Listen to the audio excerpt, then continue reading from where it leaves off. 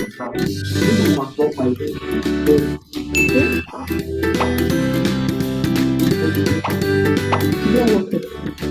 막혀. 그런 것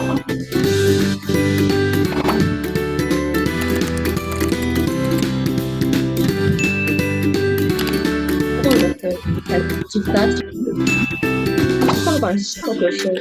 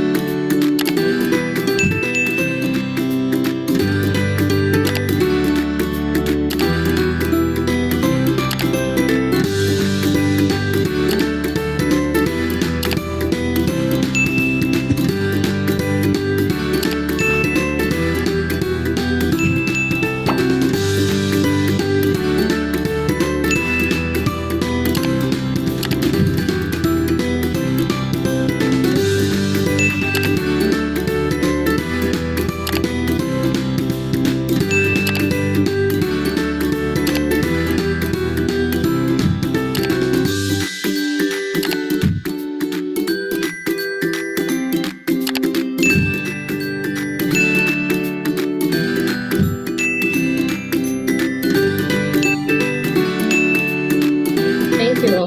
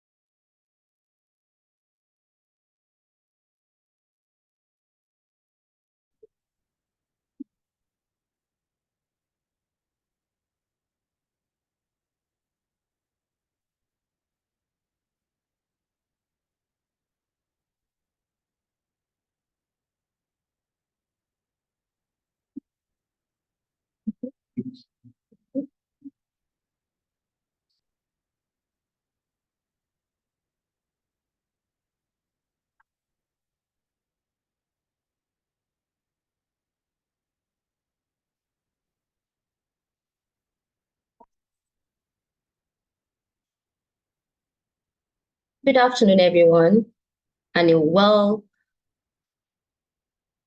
I'm being heard. Good afternoon, everyone, and a warm welcome to Cowrie Asset Management Quarterly Webinar. We're thrilled to see so many of you join us today. The theme for today's webinar is Quarter 3, the Nigerian's Economic Landscape, a comprehensive analysis of Nigerian's economy in Quarter 3 of 2024, looking at the challenges and the emerging opportunities of Quarter 3 of 2024.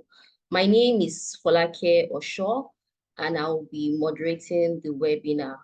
In the spirit of the Customer Service Week, we want to take a moment to experience our sincere appreciation to all our customers.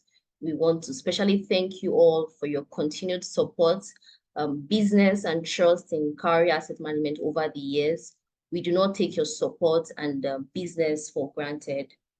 And of course, we are here to continue to provide you exceptional services at your convenience. So in order to maximize our engagement, before I introduce our hosts, there's a quick overview of how the webinar would play out in terms of the dynamics. So our esteemed speaker will deliver a 4-minute presentation diving into the Quarter 3 Nigerian economic landscape. There will also be an interactive questions and answers.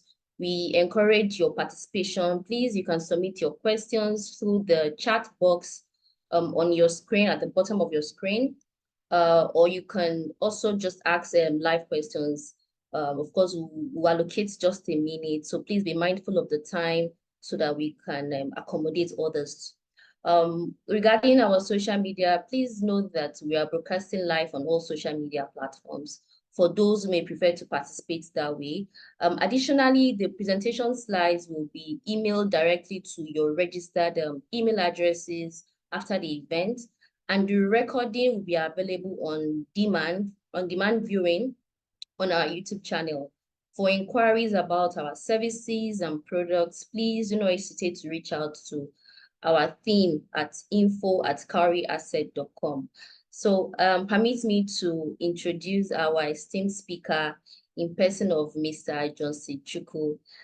Mr. Chukwu is the MD CEO of Cowrie Asset Management. He has over 3 decades of invaluable experience across diverse sectors of the Nigerian economy. His expertise spans across the capital market, banking, oil and gas sector, and more. A true industry leader, Mr. Chukwu is a fellow of both the Institute of Chartered Accountants of Nigeria and the Chartered Institute of Taxation. He has furthered on his expertise through prestigious program at Harvard School and Stanford University. Of course, adding to his impressive credential, Mr. Chukwu is a sought-after media commentator. I'm sure a lot of us see him on Arise TV and the likes, offering insightful perspective on the capital markets, the banking industry, and general economic issues. We're truly honored to have you share your insights with us today. The GMD, over to you. Thank you, Folake. Good afternoon, everyone. Good afternoon, all. It's always our pleasure to have you join us at this our quarterly business review, what we call our quarterly webinar. So, like Folake said, I'll be taking us through a review of the market, the global economic space, as well as the Nigerian economic environment in the next couple of minutes. And then subsequently, I'll be available to just a second, I'm going to share my.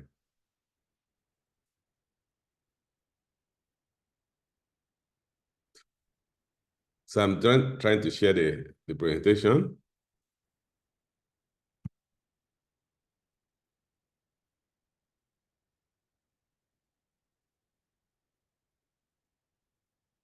I guess you can see my presentation. Yes, we can. Okay.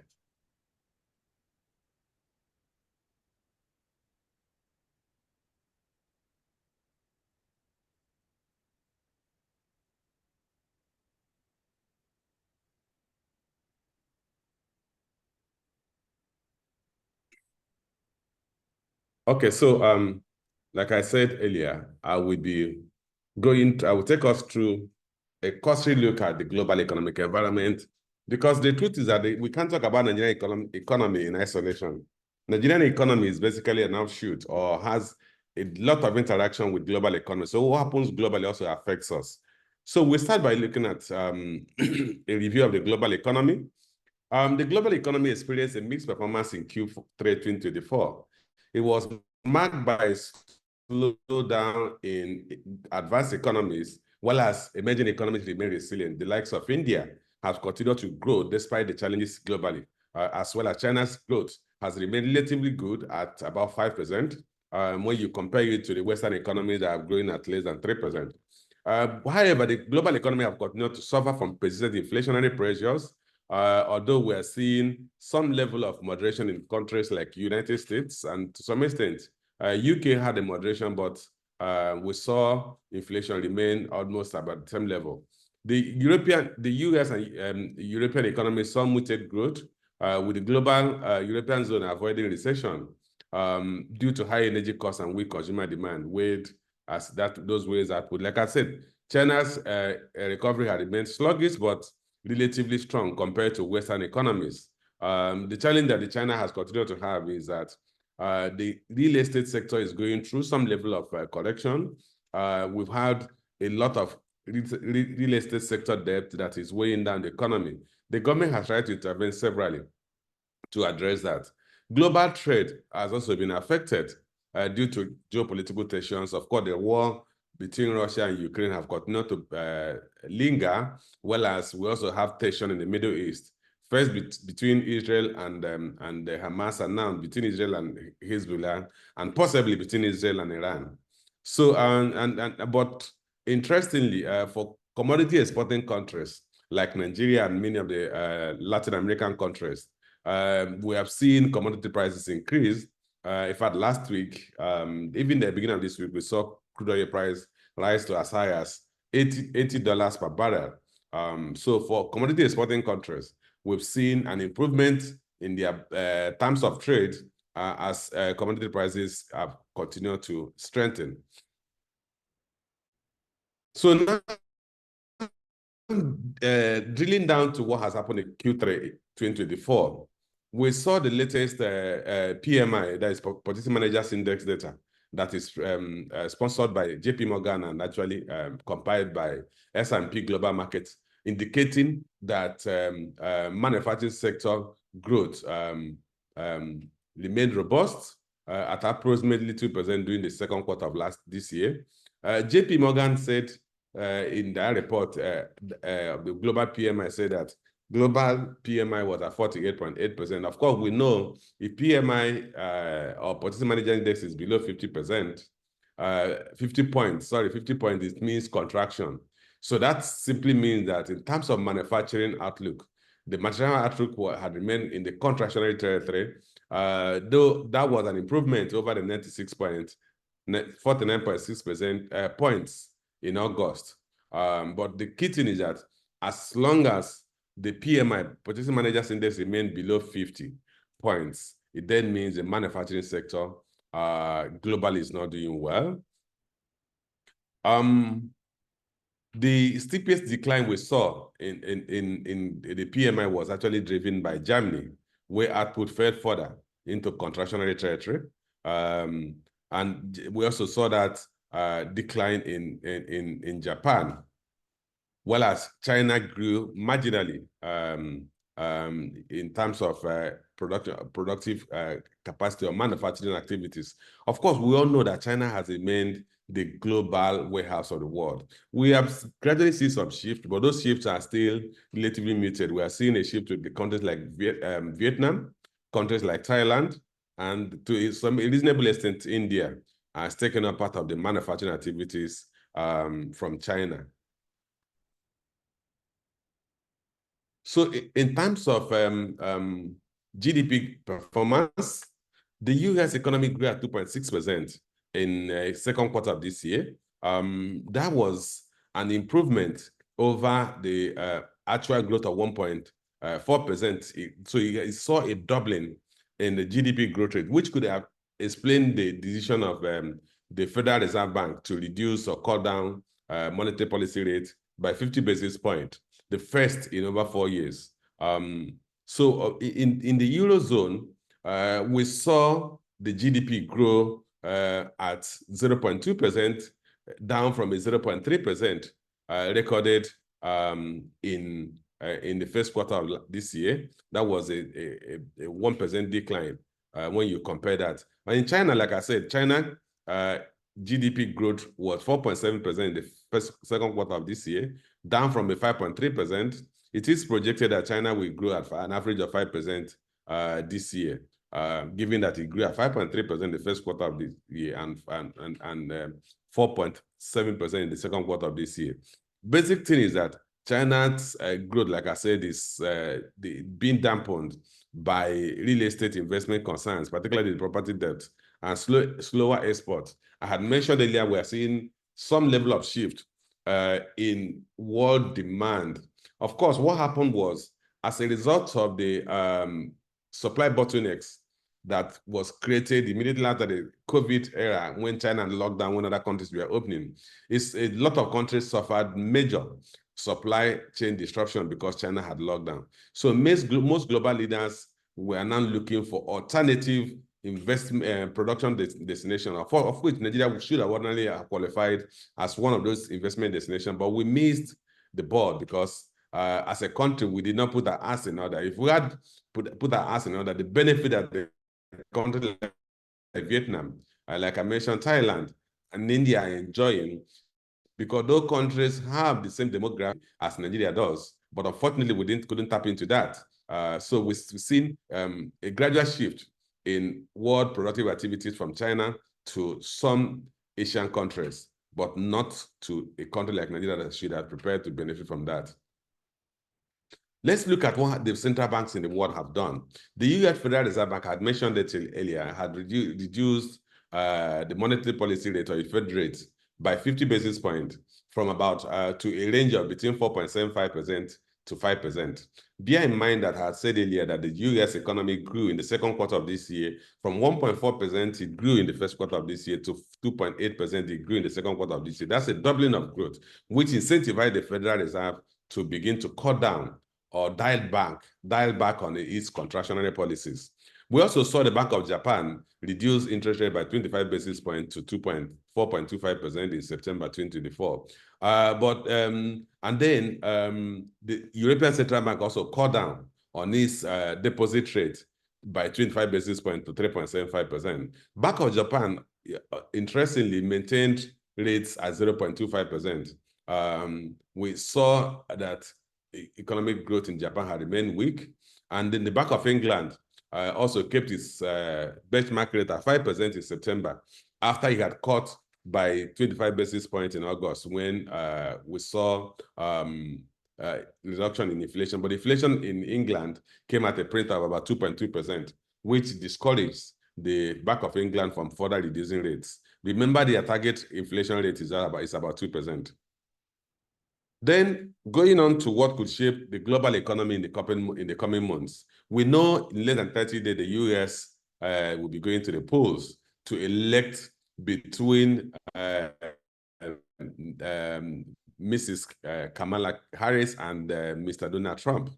This is looking like a very tight race. Latest poll indicated that Kamala Harris is only leading by 48.5% against Donald Trump's 46%. This is a further narrowing in the gap. At some point, Kamala Harris' lead was much stronger than this 2.5% gap. And in the swing states, it looks like Trump is holding on strongly. Places like Ohio, while as Harris has slightly improved in places like Michigan and Wisconsin. But the basic thing is that most of the polls are indicating that these two candidates are tying 49 to 49, neck to neck, which simply means that the American election is difficult to call at this point in time. Of course, the next few days could determine which direction voters will go. Yesterday and 2 days ago, Mrs. Kamala Harris went on a media blitz, conducting and holding one-on-one interviews which had avoided for a couple of days. And we're also seeing some major Republican endorsing or refusing to endorse Trump. Hopefully, or maybe this factor that will determine the outcome of the election. But as we speak today, the two frontrunners or the two candidates are running neck to neck. Then, in terms of other factors that could influence the global economic outlook in the coming months, is oil price. We know that if oil price sneezes, we catch cold as a country. We saw oil price moderate towards the end of September. We saw oil price actually drop as low as $70 per barrel in September. And then there were already talks that the world should prepare for a $50 oil price. At which point it was speculated that Saudi Arabia may no longer continue to support its anchor position as the leader of the OPEC and OPEC Plus in making sure in restraining supply.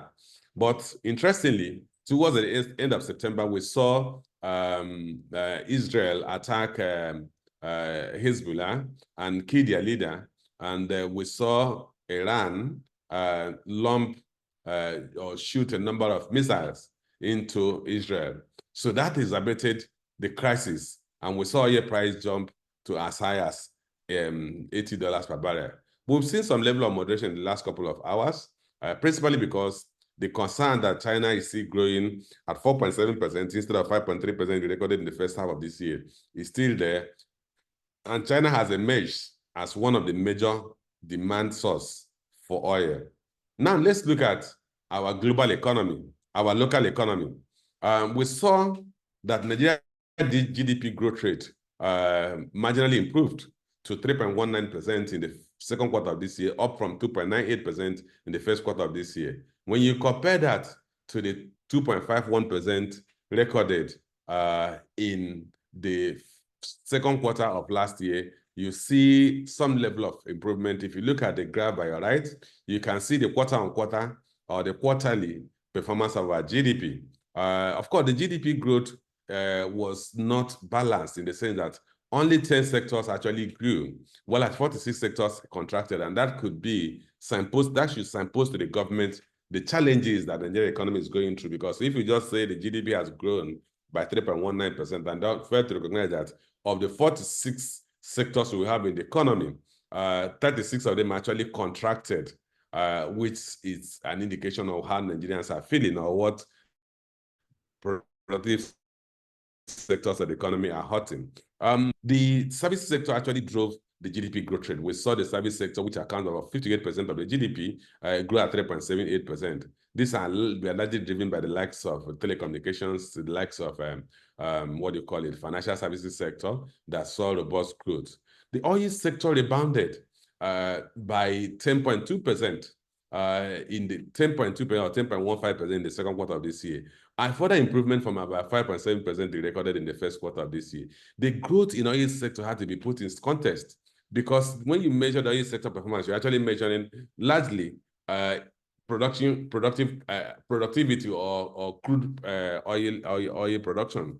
In the first quarter, sorry, in the second quarter of last year, crude oil production was only 1.22 million barrels. When the second quarter of this year, crude oil production was about 1.41 million barrels a day. So when you compare the 1.22 million barrels daily production in first quarter of last year to the 1.41 million barrels daily production in the second quarter of this year, you saw a GDP, an oil sector that grew at 10.15%. But if you now drill further and recognize that in the first quarter of this year, the oil production was actually 1.57 million barrels a day, whereas it declined from 1.57 million barrels a day in the first quarter of this year to only 1.41 million barrels a day. So if you do quarter on quarter, you actually see a decline in crude oil and oil sector productive activities. And that will also tell you why the pressures have sustained in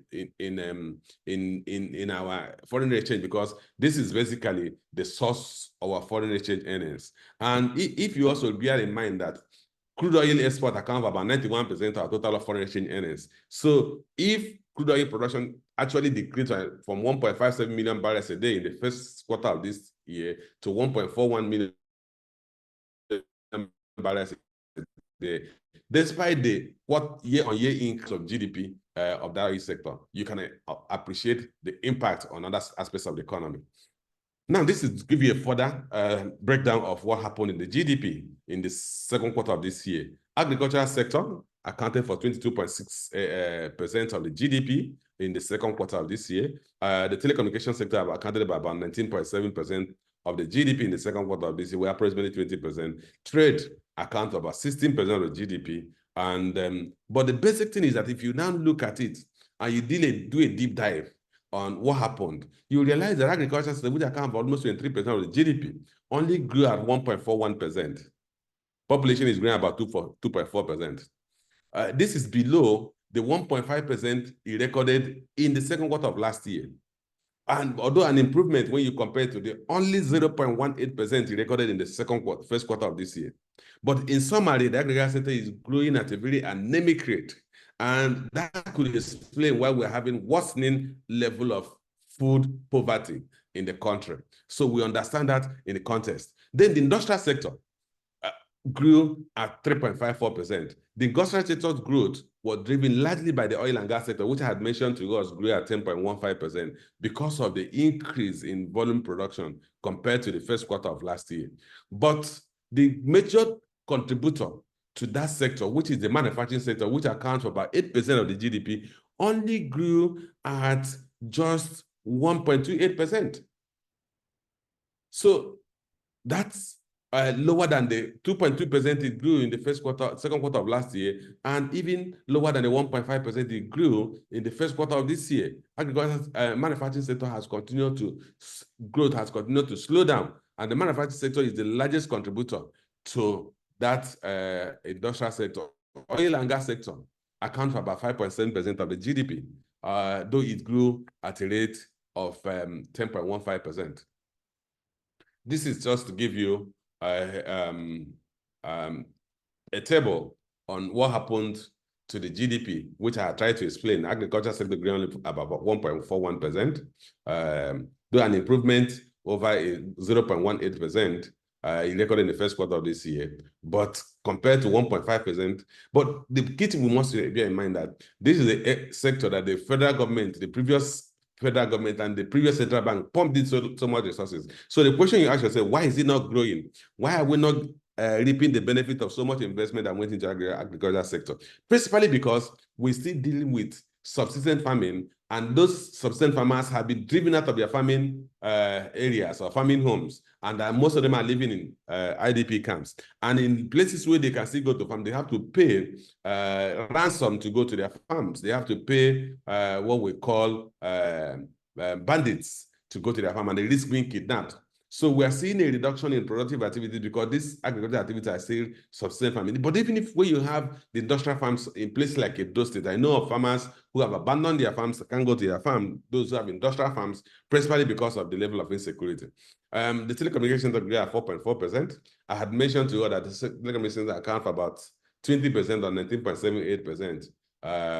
But the interesting thing we must say about the telecommunication, which I have repeated at every forum, is that this is a sector we have seen growth driven by policy. It was the policies of the Obasanjo government that recreated an industry that was more non-existent, that was largely government-driven, into a major powerhouse of the economy of Nigeria, and has from a zero, less than an unmeasurable economic activity to now become pivot to be the #1 contributor to the GDP. It used to be the manufacturing sector that used to be in that position, but they have been displaced into the third position. The manufacturing sector, I talked about that. Should actually be the hall or the hub of our industrialization, but it grew at only 1.28% and accounts for about 8% of the GDP. That sector in other countries like China, like I've talked about, the likes of Thailand, Bangladesh, Vietnam, they are accounting for close to 40% of their GDP. So we need to now look at what do we need to do as a country to incentivize the manufacturing sector so that it can create employment, but most importantly, create value-added goods that are exportable so that Nigeria's external position will improve compared to what we have today. We'll go back to that. But that's just to give you Then in the second quarter of this year, we saw a trade surplus of about 6 trillion naira, the first in a long time. We saw total trade, Nigeria's total trade at about, total trade was about 33 trillion naira. And then import was 12 trillion, while as export was 19 trillion, giving us a total trade balance of about 6 trillion naira. And I think we must also bear in mind that this total trade or trade surplus was driven by difficulties in local consumption, by slowdown in local consumptions, principally because Nigerians are not in positions to import or to consume as they used to consume, because a lot of household income have been eroded by inflationary pressure. So this is basically what I was referring to here. So if you look at our total trade, you saw 31.89 trillion total trade. You saw import at about 12 trillion and export about 19 trillion, giving you a trade surplus about almost 7 trillion naira, which ordinarily on the face of it looks very good. But if you now dial back to what happened in the first quarter of this year, no, the second quarter of last year, you realize that the trade difference, both of them came at a print of about 6 trillion. For import was about 6.3 trillion, and for export was about 6.8 trillion. So why did import grow by 100% while export tripled? Because of the change in the value of the local currency. So it's not as if our trade volumes increased from 6 trillion. I mean, that year we had second quarter of last year, we had total trade about less than 13 trillion. But we're not talking about a total trade about 32 trillion, principally because the currency measure, that is the naira, shifted materially. So when you measure the same volumes, you realize that the volume of trade did not actually increase. What actually happened was the volume of trade decreased, but the naira value increased. And like I said, the disparity now between import and export is pointing to one factor: difficulties by Nigerian households to consume. But let's go a further dive down to the trade volumes. You realize that China has remained a very important trading partner to the country. So which means if there's a disruption in China's supply, we're going to have the impact here. The supply chain that the global economy suffered as a result of China locking down when others reopened will manifest strongly in Nigeria if China should lock down, because 24% of our total imports comes from China. And then apart from China, you look at the other countries that we import for are India. So we're seeing that shift in manufacturing activities going to India. So we're beginning to import materially from India.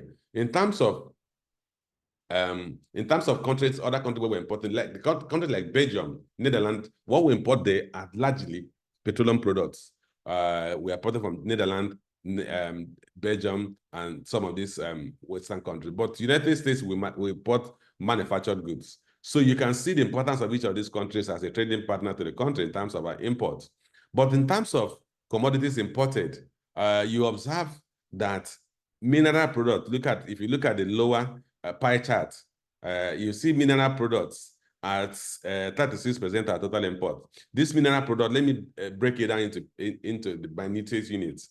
PMS, which is fuel, accounts for about 21% of total import for the second quarter of this year. Diesel, about 9%, giving you about 30%, 31%. Then when you add the likes of aviation fuel, bitumen, and other products, refined petroleum products, you have a total import bill of 36%.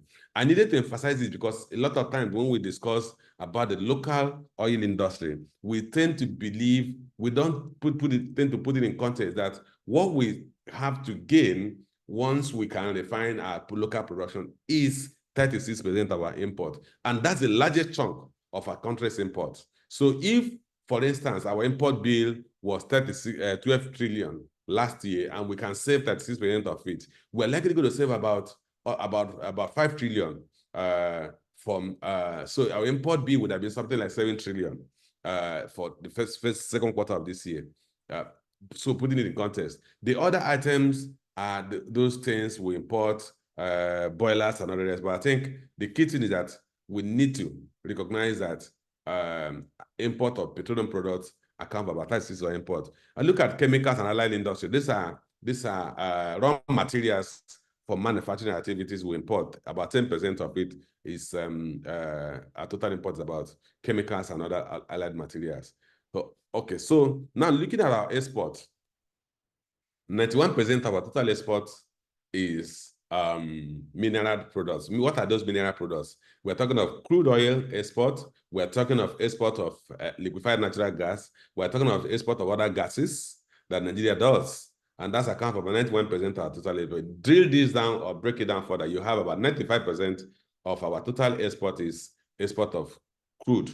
Another 9% is export of liquefied natural gas. Another 9% about export of other gases. So in effect,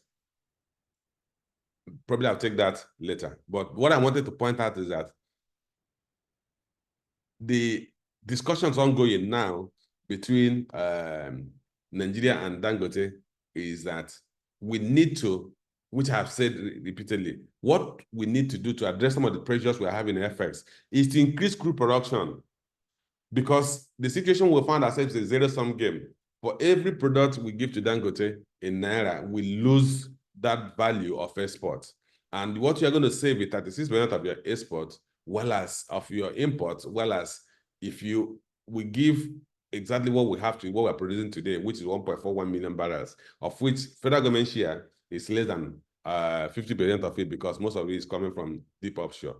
So this is the dilemma we have now, but it's solvable in the sense that the federal government needs to drive crude production, so that as we are increasing, ratcheting up the crude we are giving to Dangote, it's coming from increased incremental crude production, so that we continue to still earn the amount we are earning from export, well as we will still be able to meet the demand for Dangote, which will help us save 30% of our imports and help bolster our external position.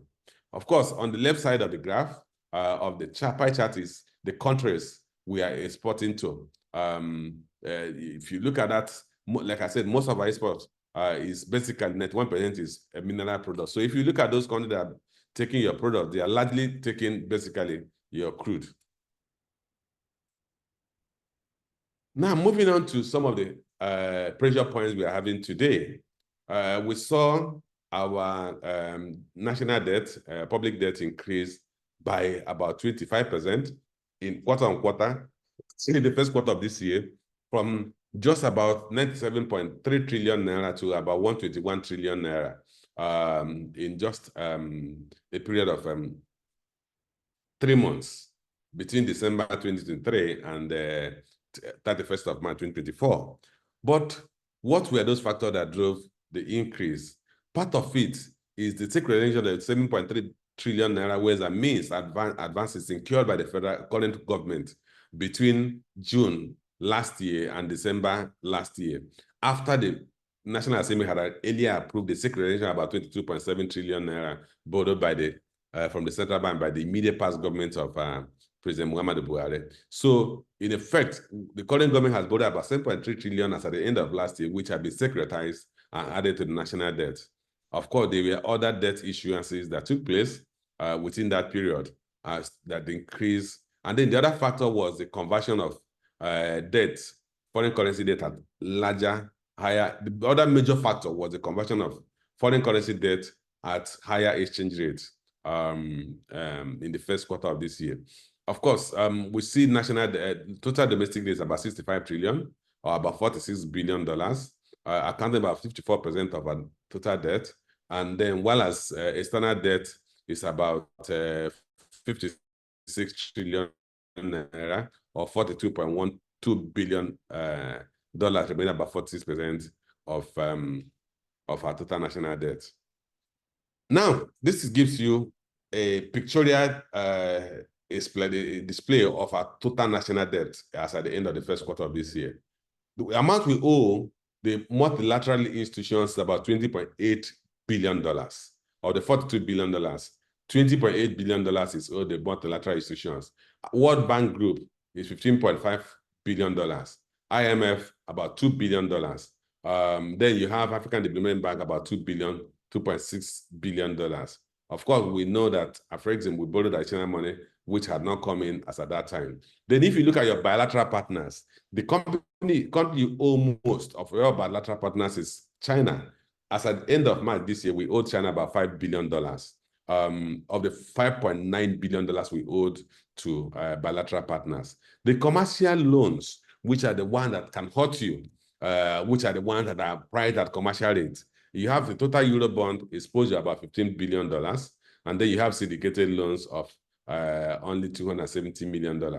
So that gives you your total national external debt of $42.1 billion.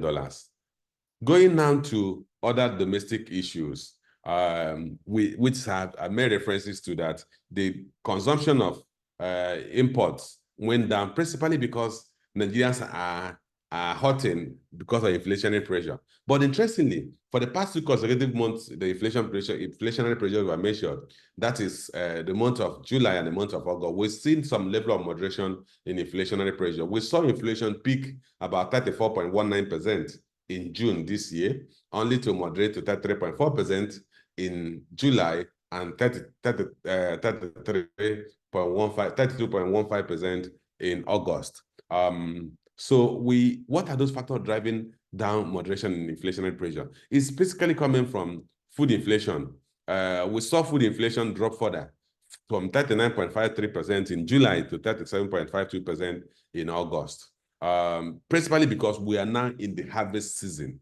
And because most of our food consumption are food crops, the likes of tuber, yam, and all those things. And this is the peak of the harvest season. So we normally see this trend every year. We've seen a moderation in food inflation by 201 basis points or 2.01%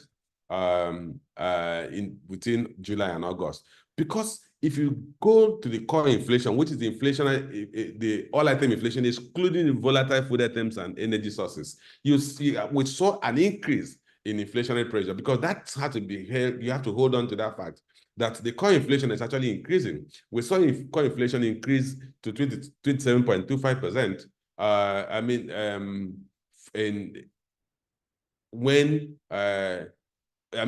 Core inflation was from 27.47%. So we saw that increase to 27.58%. We saw core inflation increase to 27.58% from a 27.47% in July. Driven by what? Pass-through effects of price increases in energy cost, particularly fuel, and the pass-through effects of depreciation of the local currency. Now, looking at this gives you a pictorial display of inflationary pressures. If you look at the graph on your right, the upper right, you will see a comparative analysis of inflationary pressure among African countries. You look at Morocco actually enjoying a more stable macroeconomic environment at 1.7% inflation, all-item inflation, and Nigeria is at the top of the pecking order, if that's a positive pecking order, but unfortunately it's not a positive pecking order. We've seen Ghana improve down to 21.5%. We see Egypt at 25.7%, and Nigeria at 32.15%. Then at the lower part of the graph, you can see the trend in our inflationary pressure. If you look at the blue bar, it represents the core inflation, which is what I was emphasizing earlier, that in July, it was at 27.47%. In August, it moved up further to 27.58%. That the moderation in all-item inflation from 33.4% to 32.15% was driven largely by decrease in food prices or food inflation from 39.53% in July to 37.52%, which is a decrease of about 2.01%.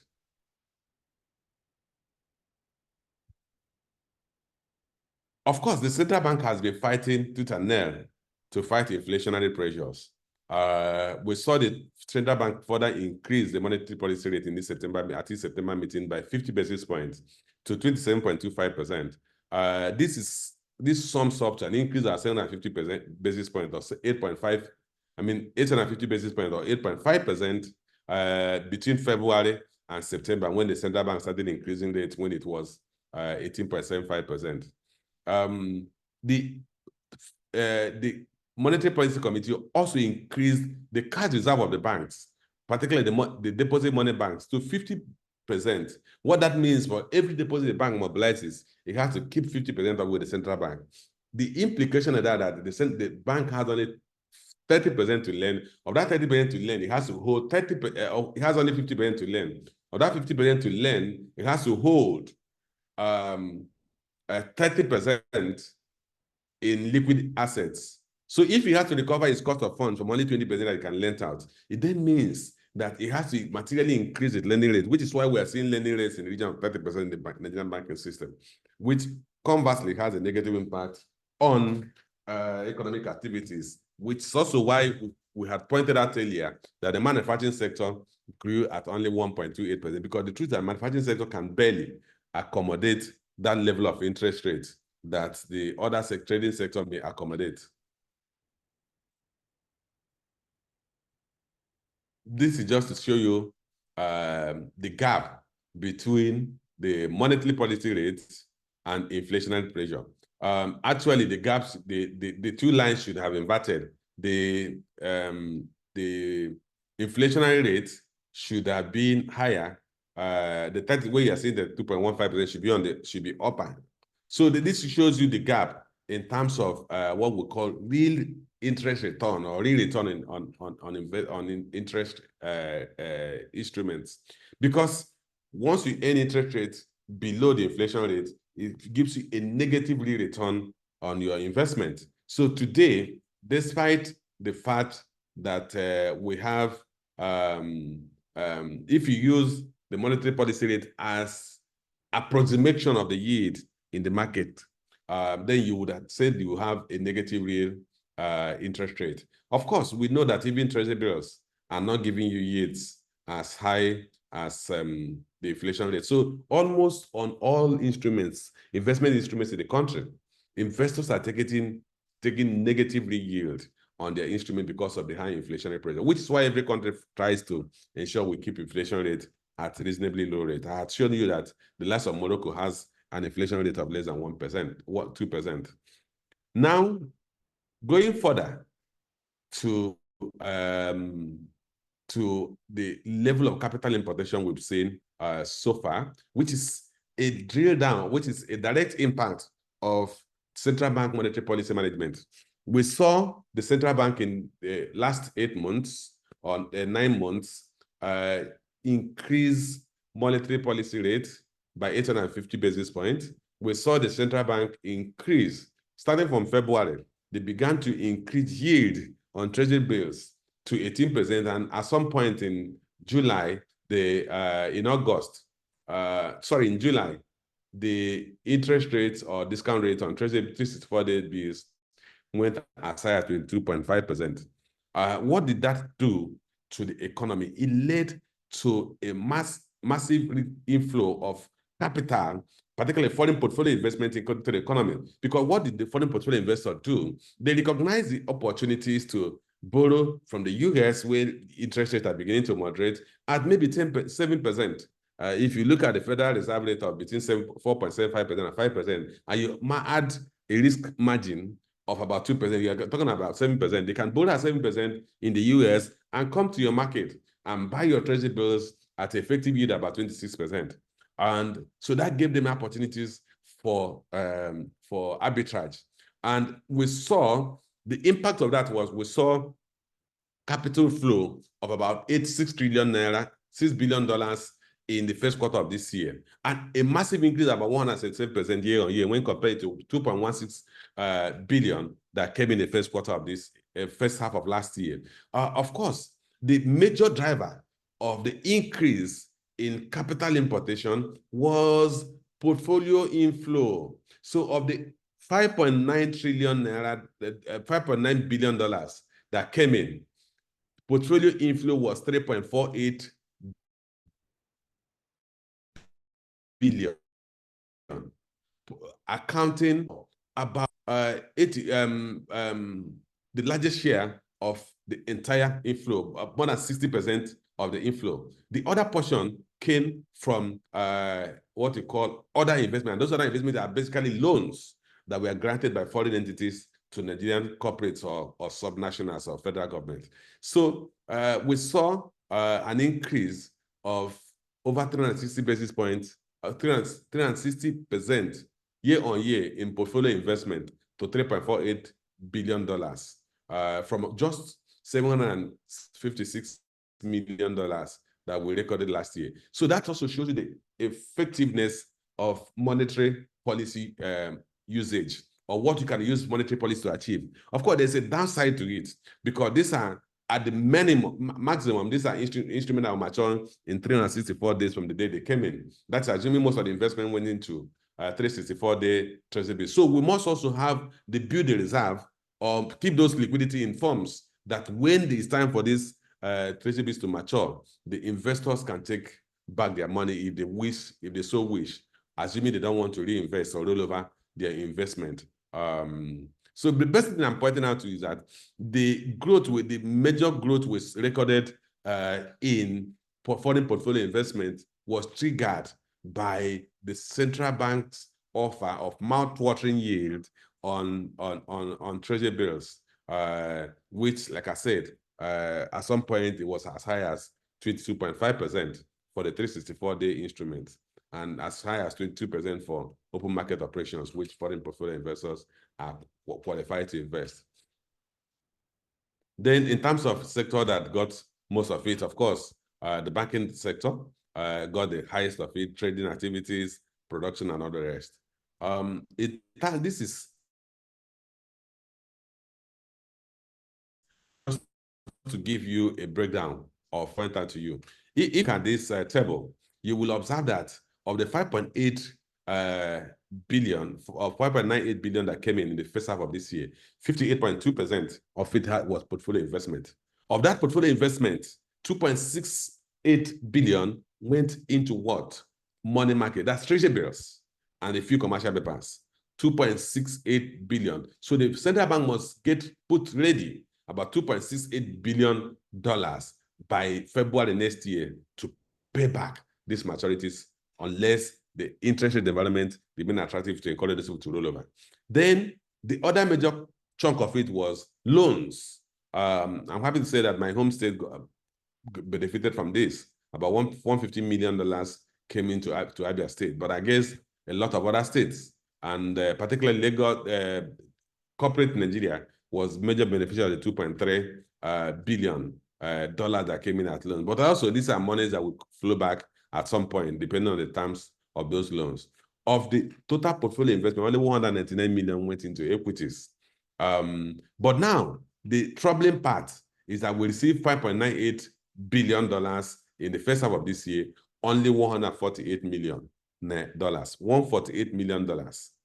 $148 million only.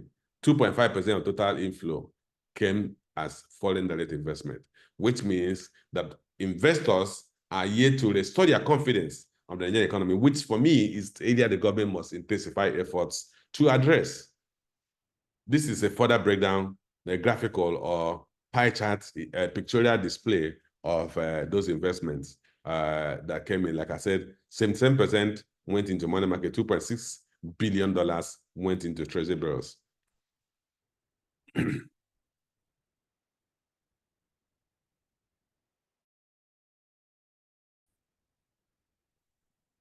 Now, looking at, I've talked a lot about our oil production. I had mentioned to God that crude oil production averaged about 1.4 million barrels in the second quarter of this year, up from about 1.22 million barrels it was in the second quarter of last year, but down from the 1.57 million barrels it was in the first quarter of this year. We've seen, you can here see the OPEC basket, the average crude oil price for Brent light, which is our major crude export category. Of course, that Brent most times trade above, permanently trades above West Texas Intermediate and even above OPEC's basket crude rate. And then the other one shows you crude oil production. OPEC said our crude oil production actually improved in the month of July, August, from about 1.307 million barrels in July to about 1.352 million barrels in August. So hopefully by the time we will have the third quarter GDP figure, we will begin to see. But interestingly, average crude production in the third quarter of last year was about 1.45 million barrels, was about 1.51 million barrels third quarter of last year. So we need to match that for us to have a growth in the oil and gas sector. Otherwise, I can predict to you that by the time you see the third quarter GDP figure, you're going to see a decline in oil sector growth rate or a contraction in oil sector growth rate. I think I'm running out of time. I need to move a bit faster.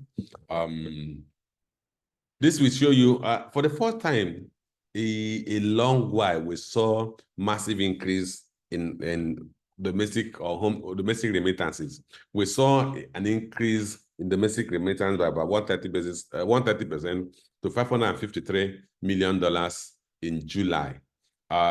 We think this was driven by some of the reforms the central bank has implemented in terms of licensing of more international money transfer organizations that created more windows for Nigerians, and as well as allowing for some level of liberalization in terms of the mode of withdrawal. So what we think has happened, the government was now able to track properly more of those home remittances or more home remittances went through the proper channel that they could be trapped.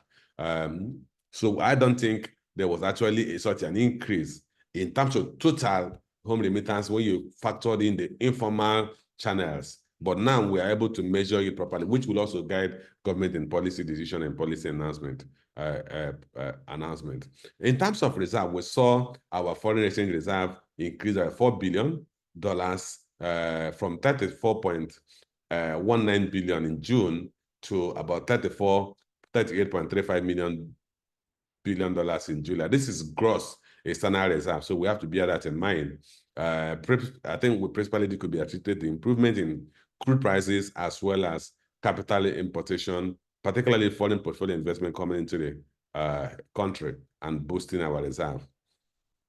But in terms of exchange rate, the exchange rate has continued to be under pressure despite the increase in reserve. We saw exchange rate close last year at 907 naira to $1 in the official window and 1,206 naira to $1 as at 29th of December last year. We are now seeing exchange rate currently at about 1,541 naira to $1 at the official windows and about 1,680 naira to $1 at the parallel market window. So which simply means that we've seen a depreciation in the local currency against the dollar year to date of about 41.2% at the official window, about 39.3% at the parallel market. That will further explain to you what I said. The pass-through effects of some of this depreciation is relating on inflation and pressure. This is just to give you a further pictorial display of what I just mentioned. Now, looking at what are those things impacting on liquidity in the economy and how the government's 3 tiers of government are faring. We've seen a material jump, about 40% jump in amount going to the 3 tiers of government from federation allocation. We saw in the first 8 months of this year, the 3 tiers of government shared about 9.69 trillion naira, compared to about 6.94 trillion naira they shared in corresponding period, the first 8 months of last year. That was a 40% increase in the amount shared. If you look at what had been shared in the first 15 months of the current administration, the 3 tiers of government have shared about 16.73 trillion naira between June last year and August this year. The graph to your right shows you the monthly allocation that are shared by the 3 tiers of government. Now let's go to the equities market and look at what has happened in the equities market. The equities market had gained, as at this now, about 31%. We saw the equity market that suffered some market losses as a result of the continuous offer of treasury bills or money market instruments at much higher rate, as well as the tightening of monetary policy rates, particularly with the further increase to 27.25% and the cash reserve ratio to 50%. So that's impacted on the all-share index. We saw an all-share index decline in the third quarter of this year by 1.5%, but in terms of losses, but in terms of market capitalization, it increased by 0.06% due to the listing of international breweries public offer, right and public offer. So if you look at the graph by your right, you will see the movement, the market performance month on month in the first 8 months this year, plus in the first 9 months of this year. So you saw the major growth or performance gain was in January, where the market gained 35%. Subsequently, we saw a market gain in March by 4.5%, and then marginal gains in May and June, as well as a market gain in September. The market gain in September were driven largely by announcements of very mouth-watering half-year results by some of the company, particularly financial institutions, and declaration of interim dividend, where investors are now beginning to go back to the market to seek for opportunities for return. So this further explains what I had mentioned earlier, as at end of Q3, which was end of September, the market year-to-date gain was 31.81%, which is slightly below the inflationary rate of 32.15%. So the equity market is the only sector, investment class in the country, that is closely approximating returns yield comparable to inflationary rates. And look, what are the sectors that drove the market performance as at the end of year to date, as at the end of third quarter of this year? The oil and gas sector is a major driver, and we saw the likes of Orlando again over 600% year to date. We saw gains in the likes of Seplat, Conroy, Total, and Etana, and that sector gained 38.19%. It's followed closely by banking sector that gained 13.7% or 13.8%, and the insurance sector that gained 10%. The industrial goods sector is a major laggard. The industrial goods sector, as driven by the likes of Bua Cement, the likes of Dangote Cement, where we saw price correction, lost about 19% year to date, followed by the consumer goods sector. These are the major gainers and major losers year to date as at end of September. If you look at the major gainers, you have Julie, you have Oanda, 686% gain from just 10 naira in December last year to 82 naira. You have the likes of the insurance company Veritas Capital. We have the likes of Juliet Berger, gain over 200%. You have Giregu Power, gain over 188%. And down, they can see that. Then on the major losers, you have VFD that lost 77% or 78%. You have Multivas, you have NASCON, you have Dangote Sugar, you have Mikio, you have Northern Nigerian Flour Mills, you have MTN, you have PZ, Thomas White, and Computer Warehouse Group as leading the major laggards in the market performance. Now let's look at the fixed income and money market. We saw in Q3 interest rates yield on fixed income instruments attracted investors. We saw the hike in interest rate and yield heightened investors' interest in Nigerian fixed income market, contributing to increase in demand and subsequently lower yields. Of course, we saw investors, because a couple of this happened. In the Q3 this year, we saw the central bank materially reduce the amounts of treasury bills being offered in the market. So which meant that secondary market instrument became attractive. Investors, since they couldn't get the same volume and the same yield that we are bidding for in trade-based space. They had to shift to other fixed income instruments, and that's why we saw an increase in demand in the secondary market and a moderation in yield. We know that how that works. Once demand increases, those who are selling will ask for, will sell at lower yield, so as to because market values will increase.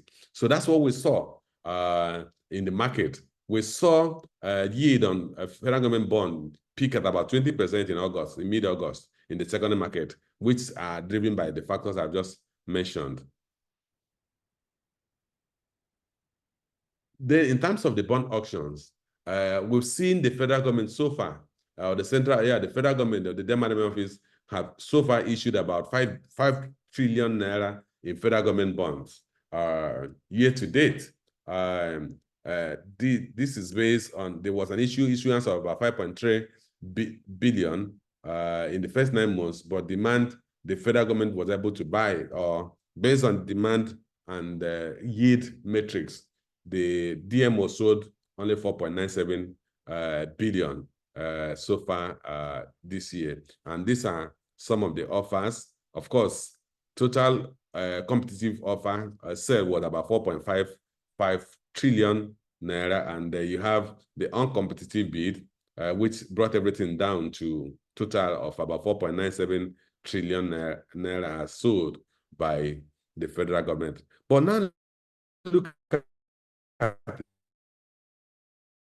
the broader market, managed market. So far, as of yesterday, total federal government withdrawal, either through the Debt Management Office through the issuance of federal government bond, or through the central bank through the issuance of treasury bills or OMO, the federal government has withdrawn about 23.9796 trillion naira from the economy.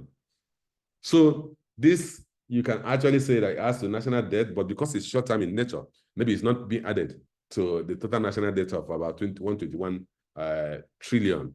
But the federal government, but the implication is that the federal government has to pay interest on this amount. Apart from the federal savings bond yield, which yield is less than 20%, the yield or the cost of funds for the OMO, for the treasury bills, and for the federal government bonds are in the region of above 20%.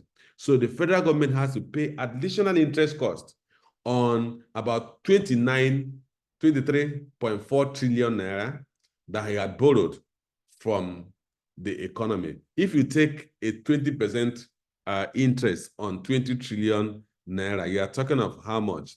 You are talking of at least 5 trillion naira additional cost that the federal government has to dole out this year. I'm just taking a back of the envelope estimate because the whole money didn't come in day one. So it may still be below 5 trillion naira, but we're talking of an amount above 20 trillion naira. But on average, I think we should expect an increase in federal government debt service this year by a minimum of 5 trillion naira. Then at the fact level, I had mentioned this earlier, that the 3 tiers of government have shared in the first 8 months of this year about 9.6 trillion naira, and they had shared about 16 trillion naira since the current government came into power.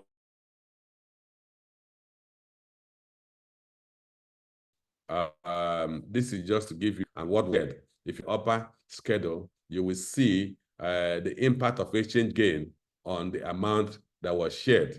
So most of it has to do with the naira devaluation and the fact that the budget was, the amount used to do the budget was below the exchange that the government is shared is now using to convert foreign exchange earnings from sale of crude to amount shared to federation allocation. So you also see at the lower table the amount each government angle got. Federal government got 3.1 trillion, state government got 3.2 trillion, and local government got 2.397 trillion, totaling about 9.69 trillion in the first 8 months of this year. Lower down there, you can see by the same time last year, the 3 tiers of government got 6.94 trillion naira, January to August 2023. Whereas this year, they've gotten 9.69 trillion, and approximately 40% increase. Now let's go to what's happening to the treasury bill space.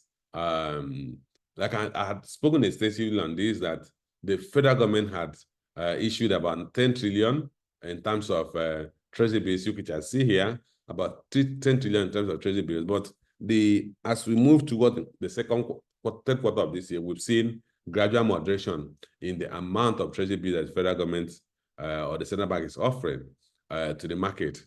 And that has led to some moderation. And they also, because the central bank actually decides on what rate to offer this instrument. So they've also changed their strategy to offer the instruments at a lower yield. So I've looked at the auction for this week. I think it came about 19.8% for the 364-day instrument, 5% for the 181-day instrument. So we've seen the central bank had been inconsistent. I guess they must be driven by how much liquidity they expect to generate from foreign portfolio investors, because we've seen the previous week it was about 20% that the 364-day instrument came, and then it has gone below 20% this week. So, but in summary, we've seen the central bank determine what rate to offer, but the most important thing we must hold on to is that the central bank has materially reduced the amount of treasury it's offering or is ready to accept. And I think for this week, the total amount it accepted is in the region of I think 32 billion for the 364-day bills, and about 5 billion, but less than 40 billion was what is accepted in the current week. In terms of the Eurobond, I recall that I said earlier that the Federal Reserve Bank, or Fed, reduced interest rate by 50 basis points. The implication of the Fed reducing interest rate is that we'll see foreign portfolio investors looking outside the US environment to maximize yield. So they are beginning to bid for emerging markets instruments. So why we saw Nigerian Eurobond yield decline in the period in the third quarter of this year by about 38 basis points from about 9.98% it was in the second quarter of this year to about 9.6% because, like I said, we have seen foreign investors look for other instruments that will give them better yield now that they can actually borrow lower from the US economy. Now let's look at our investment strategy, or our recommended investment strategy. We think the recent decision by the central bank to raise monetary policy rates is primarily in response to continuing increase in core inflation. I had mentioned that core inflation has remained obstinate due to high rising energy costs, and we expect that to worsen in the current months, in the coming months, because we saw a further review in pump price, I think 2 days ago, which will have a direct effect on prices. And we saw the central bank further increase the cash reserve ratio to 50%, and for the merchant banks to about 16% from about 14%. These are likely going to lead to continuous high interest rate environment, particularly deposit rates. So we expect that investors who are surplus units will continue to extract good returns on their money market instruments. But we also expect, in terms of inflation, that inflation will remain obstinate. We expect inflation to move up, to reverse the downward movement we saw in July and August. So we expect inflation will begin to move back northwards because of the pass-through effect of higher energy costs, particularly petrol prices. And as we move from the harvest season, because the harvest season will soon end as we get at the dry season, then you should expect that food prices may move up again. Remember that because our farming is largely subsistent and basically food crops, and we don't have the silos and storage facilities. So farmers take whatever price they could sell their product during the harvest season. But once we out of the harvest season, the supply of food items will drop, and we should expect that will also have further impact on inflationary rates. Remember that currently, I don't think there's any location in the country where you can get fuel at less than 100 naira to a liter. And that impact of that, because of the lag effect, is not reflected on inflationary pressure. Then in terms of exchange rates, we have a cycle of 1,500 to 1,700 as the band that the naira will trade towards before within the remaining part of this year. And this, our projection, is based on a couple of factors. We think the central bank will continue to intervene in the market to make sure that the exchange rate does not diverge materially beyond where it is today. We also believe that as we approach the festival seasons or the Christmas seasons, Nigerian returnees will also come with dollar inflows. We should expect home remittances will improve further. Nigerians who live in foreign countries that are building houses or doing some renovation in their houses will begin to send money for that. We also think the other season has ended when customers, remember the third quarter of the year is always the other season when importers place orders for most goods that they will sell in December. The other season is now behind us. We should expect that those goods will begin to arrive. So the demand for FX, we think, will moderate. So we put a recent exchange rate about 1,700 for the remaining fiscal year. What are the market outlooks as I gradually unwind or bring this to a close? We think the equity market will rebound in the coming months from the loss of about 1.5% in the third quarter of this year. This will be driven by the bid by investors to take advantage of interim dividend payment that many financial institutions have declared. We are seeing the likes of Fidelity Bank declare a interim dividend of 85 kobo per share, which is, of course, last year was the first time it declared interim dividend, which is completely beyond the expectation of investors. So we saw their stock price move as high as 16 naira in the past couple of days. So we think that momentum will continue for the remaining part of this year. On the fixed income space, we think the tightening by the central bank will continue. The central bank is no longer very bullish in terms of the volume of or the rate is offering treasury bills, or the volume is ready to buy. Obviously, conscious of the fact that most of the money is coming from foreign portfolio investors and the payback time we should approach. But we think, despite that, because of the inflationary pressure, that will continue to be a tightening by the monetary authorities. We think even in the November MPC meeting, they are not likely going to loosen, as we should expect by that time the impact of the price increases in fuel would have reflected on inflationary trend. Then our approach is that you need to maximize your return from fixed income investments. You should focus on maximizing your return from fixed income investments. You need to trade cautiously, overweight your portfolios in fixed income on financial markets or financial services instruments, particularly banks that have seen some level of this, and we have seen returns or profitability levels that we are not, that are new to this country. We saw a GT come with a profit above 1 trillion naira in the first half of the year.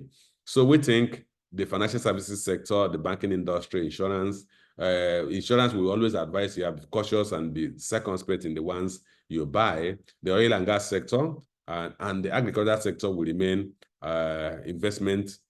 good investment instrument for investors in the equity market. We think the Monetary Policy Committee may further tighten liquidity in the coming months, as we believe that the tightening will not move the needle as it relates to inflationary pressure. The inflationary pressure is largely structural in nature, as well as the exchange rate depreciation, as also the impact on food prices due to the insecurity we have today. We advise you diversify your portfolios, including possibly consider including other foreign currency denominated instruments in your portfolio. We currently offer quality investment instruments in form of equity, straight equity fund. We have mixed income fund, which is a mix of equities variable income assets and fixed income instrument. We have straight fixed income instrument. We also have, for interest, mutual fund that are dollar instruments. We have a dollar Eurobond mutual fund that will help you invest across many mutual instruments, dollar-denominated instruments. So you need to take advantage of the high yields. We think the investor should balance their portfolios between fixed income instruments that gives you a sure return and good equity counters that have good return prospects. Thank you. This is about Kaore, and my colleague had already spoken about that. We're available to take your questions. Thank you all.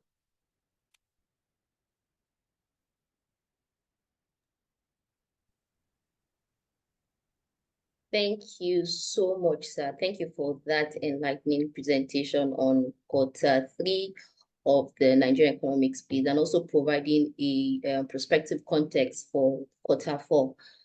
It's also very compelling to see how government policies are shaping the economy and creating opportunities.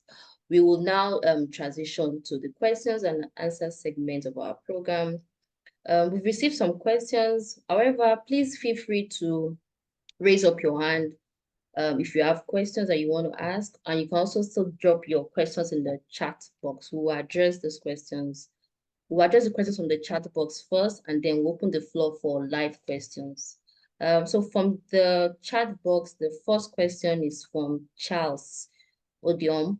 So I'm just going to summarize his question. He has given an analogy between the human body and the Nigerian economy. Basically, what he's asking is, how would you assess the overall health or liveness of the Nigerian economy? So we'll just take one question after the other, sir. Okay, I mentioned that the Nigerian economy grew at 3.19%, an improvement from about 2.98% it grew in the first quarter of this year. But I also say that inflation is still at 32.15%. Exchange rate had further depreciated from about 1,207 naira and 1,206 naira and 907 naira, both the parallel market and official rate, to about 1,680 naira and 1,540 naira at the parallel and official market, respectively. So in terms of exchange rate, we are seeing a weakening of exchange rate. In terms of consumer demand, I'd say that the difference, the trade surplus we saw about 6.9 trillion naira was driven largely by the weakness in consumer demand. So what you measure most is what is the standard of living of the citizens, which is the core primary objective of the government, to safeguard the health and the safety and economic well-being of the citizens. So on that note, I think the Nigerian economy has not fared well. In terms of growth, we've seen an improvement in growth. In terms of structure, I also say that of the 46 sectors of the economy, only 10 sectors grew in the second quarter of this year. So those are areas of concern. There are some spots here and there. We saw oil sector grow by 10.15%. But like I also say that growth may not be sustained this quarter, because crude oil production in the third quarter of last year was average of 1.51 barrels a day. The first month of this quarter, we produced only 1,307 million barrels a day. And the second month, which was August, we produced 1,352 million barrels a day, which simply means that the second quarter, unless if crude production in September grow materially, we may see a decline in the oil and gas sector. What are those sectors that are important to you? Agriculture sector grew at 1.28%.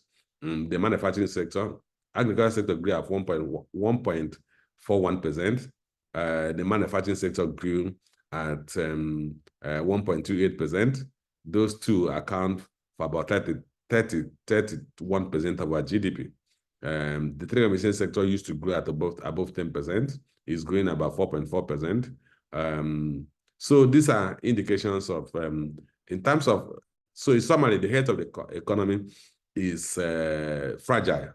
I think that's the right word to use. Oh, thank you so much, sir. So I have another question from Daniel. He said, what is the driver of public administration growth of over 60%?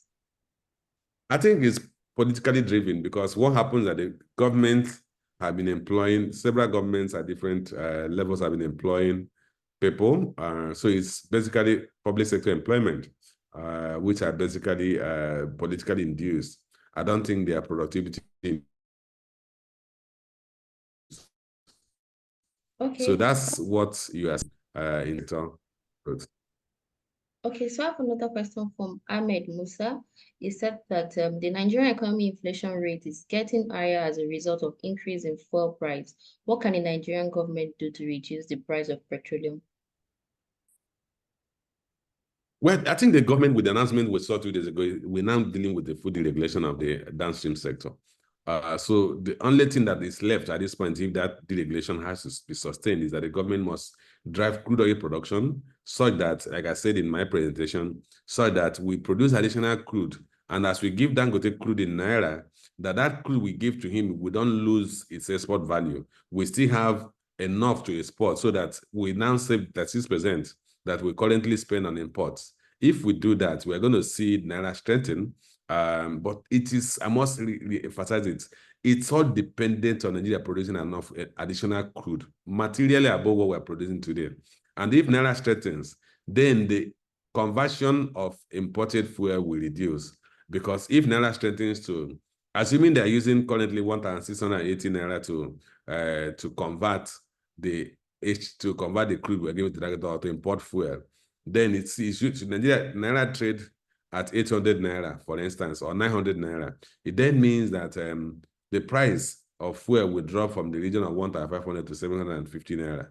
So that's the only thing the government can do now, is to drive for additional crude production to help stabilize the exchange rate. Okay. Anonymous wants to know, how do you assess the performance of the current government on our economy and management? I think what I have done, I've already effectively presented my own scorecard of the government. And I think somebody had asked about the performance of the economy, which I said the economy remain fragile. So that should suffice as an answer to this, because they are basically about the same question. There's somebody who has raised his hand. I think you allow him to speak, then you can take the other questions. There's Ede Harris in DBC, who has hand has been up before the hand will start paying him. Okay, okay. Edwin Harrison, please go ahead and ask your question. Okay, thank you very much for the wonderful. Can you hear me, sir? Hello, sir. Can you hear me? Can I go on? Yeah, please go on. Okay. Okay, thank you very much. So, thank you so much. I'm looking for maybe an optimistic headway, given the kind of challenges we've already encountered, since the inauguration of the president last year. And of course, we've seen it's like the fuel, the food deregulation swing. We have already entered that with the NMPC now pulling out itself as the middleman between Dangote and the purchase it's been doing with the arrangement. So with all this, where are we headed to in terms of also getting the Nigerian society absorbed from the shocks that will arise from this? It appears there is nothing left for us. Yes, I saw from your presentation, the tiers of governments are getting more money. We don't seem to be seeing the impact of that, in the lives of the people. The social safety net is still very weak. The rain is beating all of us so hard. I don't really know how we can get on through this, because the shocks are so many. The value of the naira and the volatility of our currency is not helping matters. The inflation rate is rising. Where can also one, in terms of maybe if you have 1 or 2 naira remaining that you can put in, where is the best way now to? I saw, I think the fixed income market you mentioned showed some measure of strength in terms of shouldering off with inflationary pressure. Can you speak to some of these concerns and what our hope could be for for the next quarter as we prepare to enter the next year? Thank you. Okay, thank you, Mr. Eden Harrison DVC. My position is that we are where we are today, but is there a window out? Is there anything that the government can do? Yes. There are two things that will materially change the narratives. One is the government has to rein in on insecurity in the northern part of the country. The reason is that if we rein on insecurity in the northern part of the country, we're going to see improvement in food production. If we have an improvement in food production, the inflationary pressure that came at 27.58% for food, 57% for food will drop because most Nigerians eat homegrown food. So if we fight insecurity, remember that the gestation period of most of the food crops that we produce here is not more than 6 months. Be it rice, be it yam, be it cassava, potato, any of the things we produce in Nigeria, their gestation period is less than 6 months. So we should have an improvement in food production. Remember, previously, Nigeria never complained about food insecurity. It is a physical insecurity that we have now that is leading to food insecurity we are dealing with. So that's one aspect. And I think the government has its job well cut out in that respect to drive back the bandits or whatever we call them and ensure that farmers can go back to their farms and produce food for all of us. Two is what I had mentioned earlier, crude oil production. Assuming that Nigeria's crude oil production should increase from the current 1.4, okay, July, they said it was, August was 1,352. For if we add just 600,000 barrels and produce about 2 million barrels and give Dangote the 650,000 barrels, we are going to not only earn a lot more money, we are going to save 36% of our import bill, which simply means our foreign reserve will strengthen. If your foreign reserve strengthens, the implication is that you are going to have a stronger naira. Bear in mind that at the end of this year, December 29th, the exchange rate official window was 907 naira. Even the parallel market was only 1,206 naira. So assuming we go back to 1,206 naira, that would be a minimum of 30% savings current exchange rate. Then it means that fuel that is currently trading at about 1,500 will sell at maybe 1,200, maybe 1,000, maybe 1,100. And that will help moderate inflation, help conserve Nigerians' household income, and all of us will have an improved standard of living. So if government can only do two things, fight insecurity so that food production will increase, as well as fight to ensure we have increased crude production, that whatever we give Dangote is not lost in exports. Because what we have now is what we call zero-sum game. For every barrel of crude we give Dangote, it is a lost export.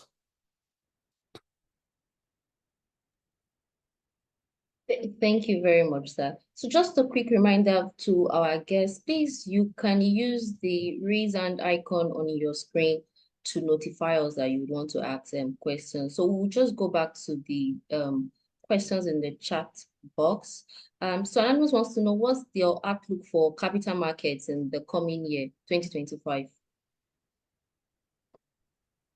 I think that will depend on what happens in the monetary policy environment. If we have a stable monetary policy, which ordinarily one was expecting that towards the end of this year, we should begin to see a moderation in inflation. But like I said, the moderation we saw in July and August are likely to reverse in September. So which means that we may see a central bank will continue to fight fire. I also mentioned earlier that about $2.6 billion came in and into foreign portfolio investment, which means come February, March, April next year, we may need to provide that liquidity, which could put additional pressure on the exchange rate. So these pressures could lead to central bank tightening further. Should they tighten further or increase interest rate to retain those foreign portfolio investors, then we have adverse effects on the capital market. But bear in mind that there are some bellwethers in the capital market. The banking industry are proving to be bellwethers in the capital market. The oil and gas sector, particularly the upstream sector operator, is a bellwether in the market because any positive increase in crude price have a direct impact, positive direct impact on them. The agricultural sector will remain bellwethers because we have been dealing with food insecurity and food shortage. when we're not producing enough of the things that the like of Kumu and Presco are producing. So they will demand good stocks. So in effect, what I'm pointing to you that in as much as you may see a weak performance in the overall market index, there are sectors that will continue to strive even in 2025. Thank you. We have a question from Oluwafemi Shinobi. I know you've talked about the Middle East escalation between Israel, but he wants to know what's the impact of the recent conflict in the Middle East, particularly the escalation between Israel and Iran on the Nigerian economy, especially on interest rates and inflation. Well, in terms of what has happened in the Middle East, unfortunately, the Nigerian economy, because of our own internal challenges, is not in a position to exploit the opportunities that were created for oil exporting countries by the crisis in the Middle East. In the past, we used to talk of Middle East Gulf War windfall, but unfortunately, because we're not producing enough crude, and we're importing every of our refined product. Hopefully, if we adopt some of the things I've said, which is increase crude production, so that incremental crude is what goes to Dangote, we will begin to take advantage of opportunities. Not ordinarily for us, call it opportunity, but for those in the Middle East, it's a calamity they're dealing with. But it's the event that we do nothing, then the crisis in the Middle East will hit us bad, because the price of fuel will increase further, which is also the reason why we saw the shift in pump price last 2 days. It is because crude price jumped to as high as $80 per barrel, and then the fine petroleum product also moved up immediately in the market. So the NNPC had to mark the price of fuel to the market based on current ICE prices. So if we do nothing, the crisis in the Middle East will worsen our inflationary pressure, will worsen our standard of living, and in terms of interest rates, anything that leads to increase in inflationary pressure could lead to monetary tightening, which will mean that higher interest rates. Okay, so I'm going to call on Valentine. You have your hands up to ask your question. Please unmute yourself.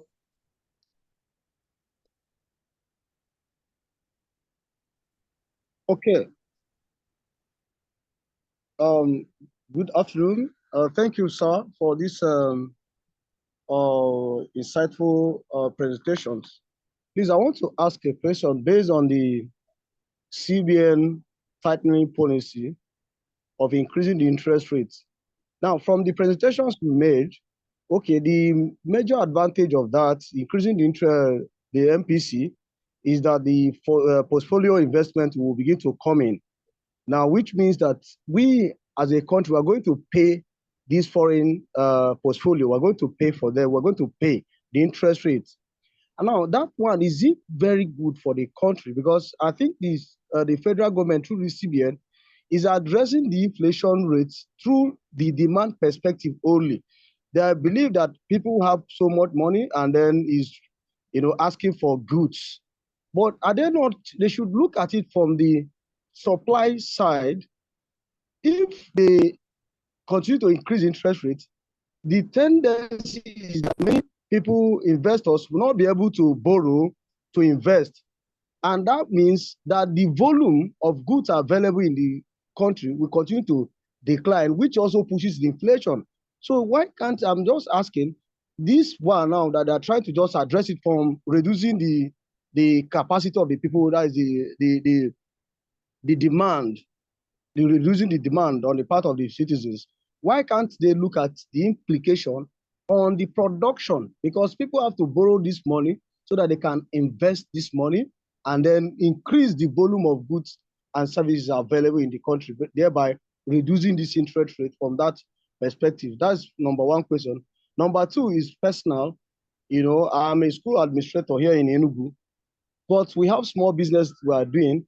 Do Cowrie Asset Management have anything like where people can, on daily basis, okay, I have 10,000 Naira, can I put it every day? I have an account with Cowrie Investment, Asset Management, okay, I have 10,000 every day, I'm putting it.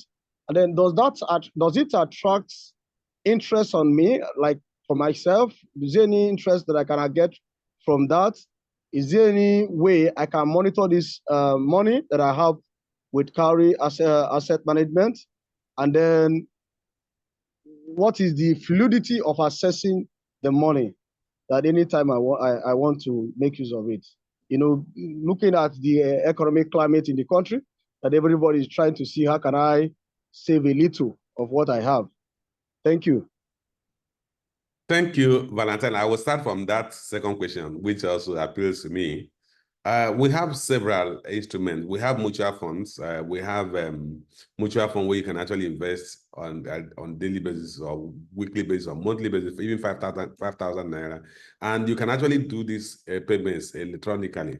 And you can monitor your portfolio at any point in time on real time, online real time. You can see your portfolio. You can see the valuation of your investment. These funds come in. If you want a fixed income fund, you can do that. If you want the mixed fund, you can invest. If you want the equity, but for what you're explaining, I think what will appeal to you is a fixed income fund. So we have that. We have several other instruments that are available. But the good thing is for every of our service offerings, you can access it online. You can do your transaction online. In fact, the truth is that if you want to trade with us or you are trading with us, you don't even need to talk to anybody. You can just go log in and access our trading platform and trade and buy and sell stock electronically. If you want to be serviced by any of our staff or any of our relationship managers, will assign one to you. So we have all those things, all those available to you, and then we're going to share this so that in case you don't have our contact, you can easily reach us. But for me, my email is jchuku@cowrieasset.com. And my colleague there that you're seeing her face, F Osho, Folake Osho, F Osho.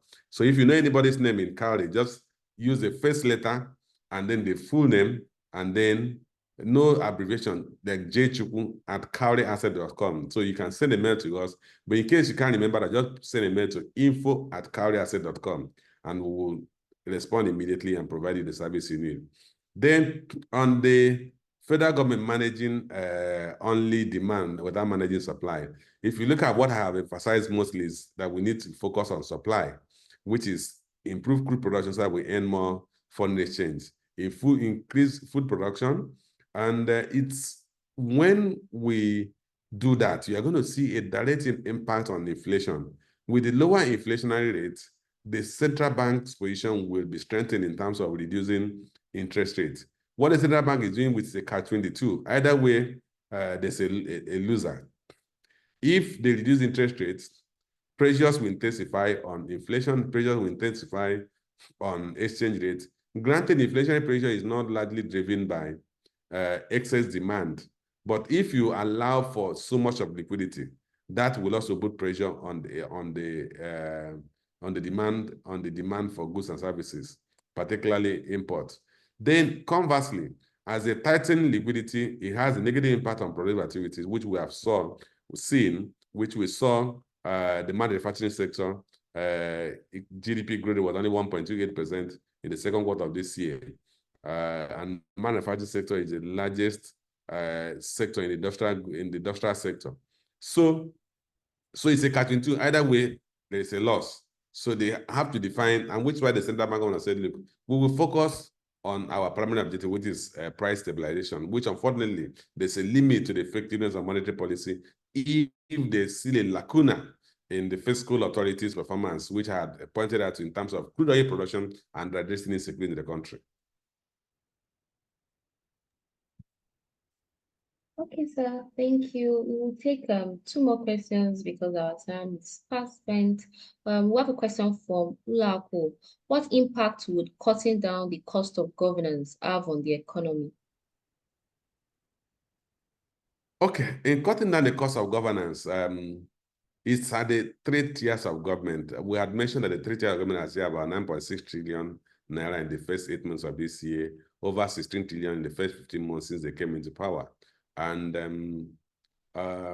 we also mentioned that the federal government borrowed 7.3 trillion naira in the first 5 months of his coming into power. No questions have been asked about that. So the key thing is that we have a National Assembly that should actually hold the executive responsible. Well, just like have the state assemblies that should also hold the state government responsible. And the terms of cutting the cost of governance, it's going to be at the rim of the civil society demanding for higher level of accountability, but largely depending on the quality of leadership we have. It is the leadership that determines which the government has actually come up with several pronouncements. We are going to implement the Steve Olasanya report, and then we are not going to increase the number of ministries, but more ministries have been created. So maybe as a people, we continue to ask, put the government on the spot and ask for what is right in terms of the cost of governance, the style of leadership. I doubt if Nigerians can actually turn their chest and say the government people are living the lifestyle that mirror the current economic difficulties. But it's just there for you and I to continue to push for those in positions of power to do the right things. You will take Mr. Kayode, your answer, or please unmute and ask your question.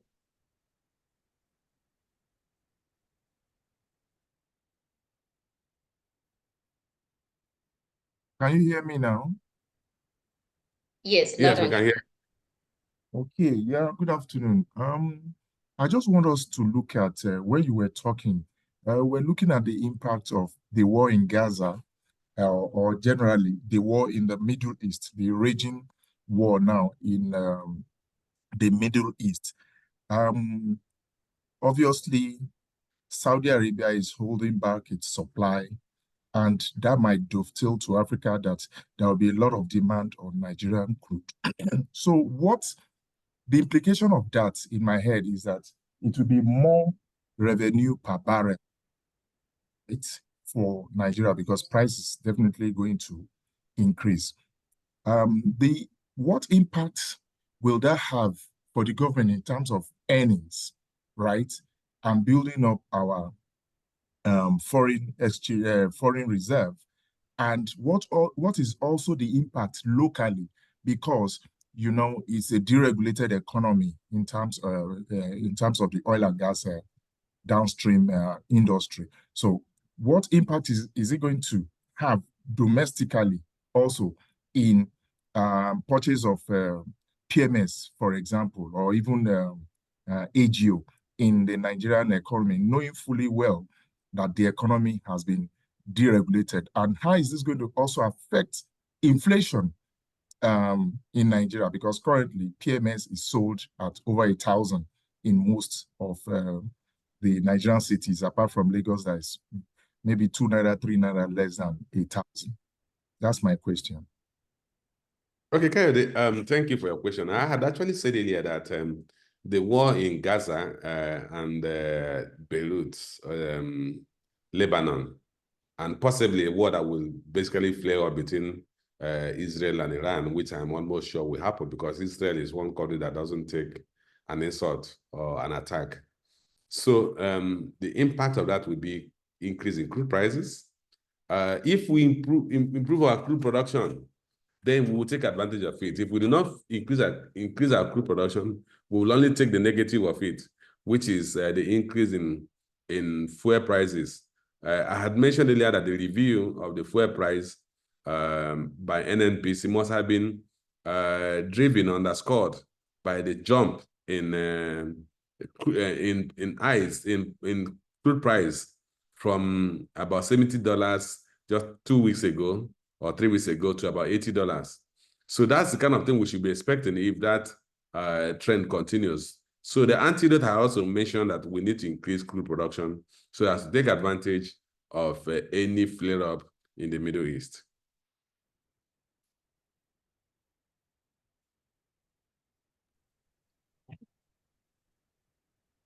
Thank you. I hope that answers your question, Mr. Kayode. So we'll take a question from Kelechi.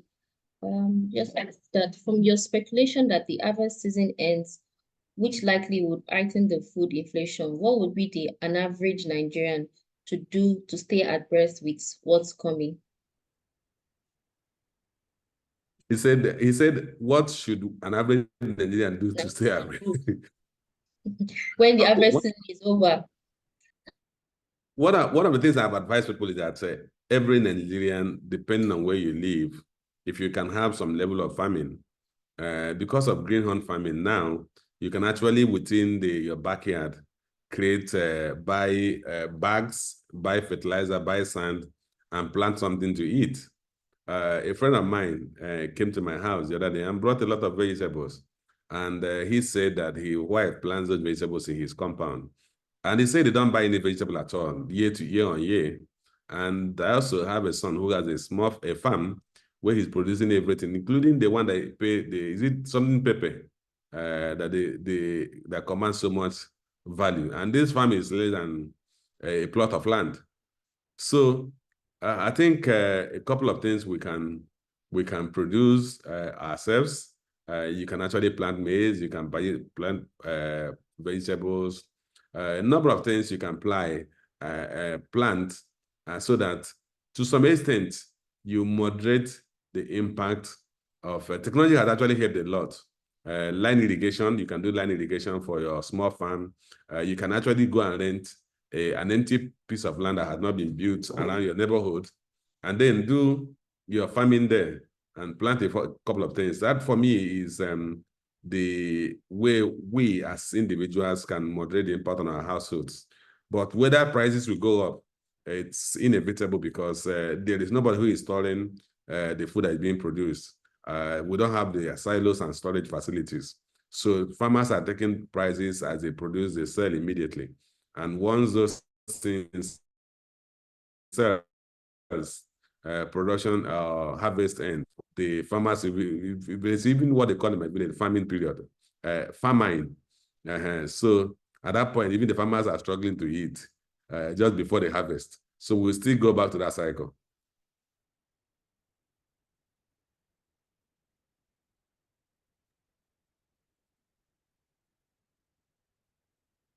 Okay. Okay, so I'll just take the final question.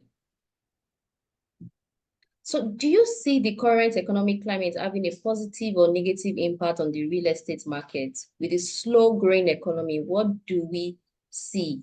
Or what should we expect in the real estate development? I will ask a question so that I can address the person. James. Oh, okay, James says zero. Okay, I've seen that.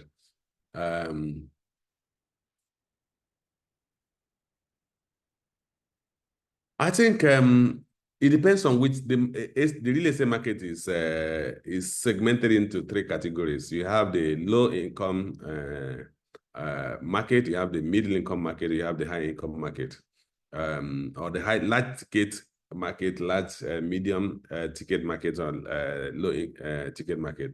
For the low price properties, the demand will not be there because people who buy those low price real estate properties do not have the money.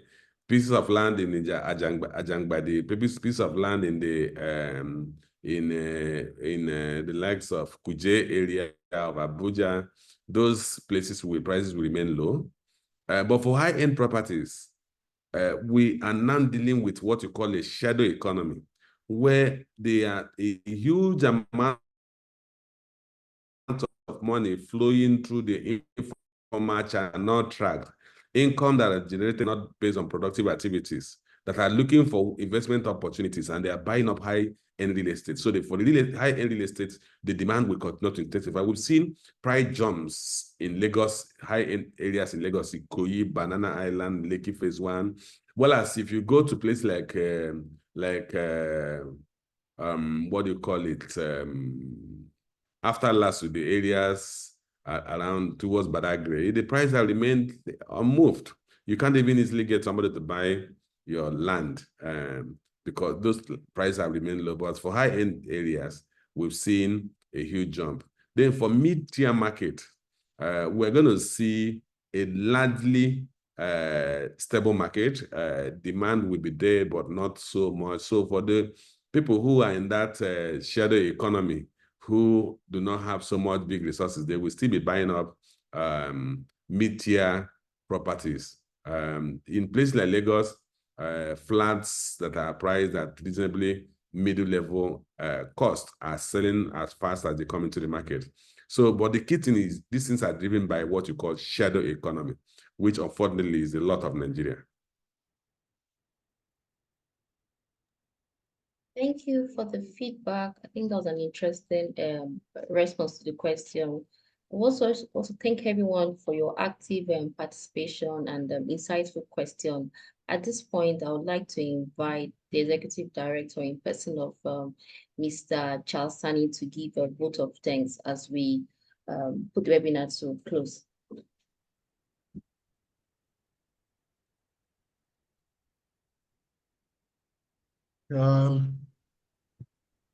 Good afternoon, everyone, our distinguished guests and listeners and participants on this webinar today.